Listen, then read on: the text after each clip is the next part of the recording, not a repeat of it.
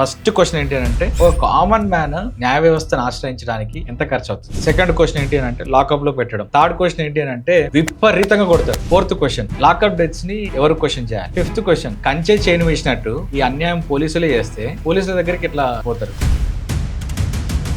Apartment builder విపరీతంగా కొడతాడు అనమాట. ఎందుకు కొడతాడు అంటే నీ కులం చెప్పకుండా నా దగ్గర వాచ్మెన్ గా చేరినావు ఎందుకు కొడతాడు.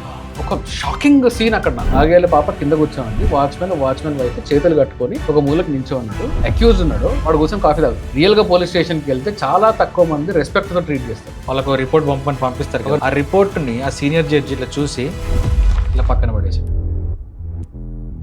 వెళ్ళిపో అని చెప్పి ఇట్లా అన్నాడు అన్నట్టు. మాట్లాడటం లేదు. 2 రోజులు ప్రయాణం చేసి భార్య పిల్లలతో వచ్చిన వాళ్ళకి కూడా లేదు. ఎందుకు ఇంత ఘోరంగా ఉంటుంది సార్? యాక్చువల్ గా ఒక కేసులో నేనే చూసిన. ఆయన ఏమనంటే Srikanth your client is not innocent అని ఓపెనింగ్ స్టేట్మెంట్. నేను అసలు ఆర్గ్యుమెంట్ కూడా స్టార్ట్ చేయాలి. నేను ఆర్గ్యుమెంట్ ఏం చేయాల్సిన అవసరం లేదు, ఐఎమ్ నాట్ ఇన్క్లైన్డ్ అని. అక్కడ కూడా ఒకవేళ ఇట్లాంటి రియాక్షన్ ఇస్తే సిస్టమ్ మీద కామన్ మ్యాన్ కి నమ్మకం పోతుంది.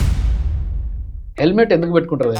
చలాన్ పడుతుంది. అవును, చలాన్ పడుతుంది. ఎప్పుడు సేఫ్టీ పెట్టుకోడు. There is one popular case. 24 years ఉన్నప్పుడు డైవర్స్ చేసింది ఒక 58 years డైవర్స్. ఏం చేసుకోవాలి నేను? ఇప్పుడు మనం సినిమాలు చూస్తుంటే యువర్ అండర్ అరెస్ట్ అని చెప్పేసి పోలీసులు వస్తారు. ఇక్కడ వైపు కూర్చొని సిగరెట్ తాగుతూ వారెంట్ ఉందా నీ దగ్గర అని చెప్పారు.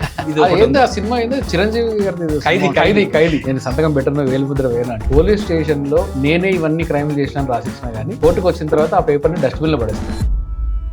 There are days where I cried. ఆ రోజు మొత్తం నాకు నిద్ర పట్ల. ఈ అమ్మాయి మీద సస్పిషన్ తో ఈ సో కాల్డ్ మగుడు అనే మగాడు ఏం చేశాడంటే నైఫ్ పట్టుకొని ఈ అమ్మాయికి జ్వరం ఉంటే, నువ్వు ఆల్రెడీ వాడితో పడుకున్నావు కదా, అందుకే నువ్వు నా దగ్గర రాననుకున్నావు, నేను నీ కోసేస్తాను అని చెప్పి నైఫ్ పట్టుకుంటే ఆ అమ్మాయి ఎక్కడ నిజంగా కోసేస్తాడు అని చెప్పి బెడ్షీట్స్ కప్పుకొని భయంతో ఉండి కీగలు పెడుతుంటే వాళ్ళు వచ్చి రెస్క్యూ చేస్తారు. ఆ అమ్మాయి సిచ్యువేషన్ ఏముంటుందండి? ఒక బెయిల్ అప్లికేషన్ వస్తే ఎఫ్ఐఆర్ లో వాడి కాస్ట్ ఉంటుంది. అది చూసి రిజెక్ట్ చేసిన వాళ్ళు ఏంటి దొంగతనం కేసా వీడు చేసి ఉంటాడు. అదే ఒక పవర్ఫుల్ కమ్యూనిటీ వ్యక్తి పొద్దున అరెస్ట్ అయితే సాయంత్రం కల్లా బెయిల్ ఇచ్చిన దాఖలాలు కూడా మన స్టేట్ లో. నేను ఇప్పుడు లాయర్ ఏం కానీ మనిషిని కదా, వీళ్ళకి అందవలసినంత న్యాయము అందవలసిన టైంలో దొరకట్లేదు అనే నిరుత్సాహము నాకు చాలా కేసెస్ లో ఉంటుంది.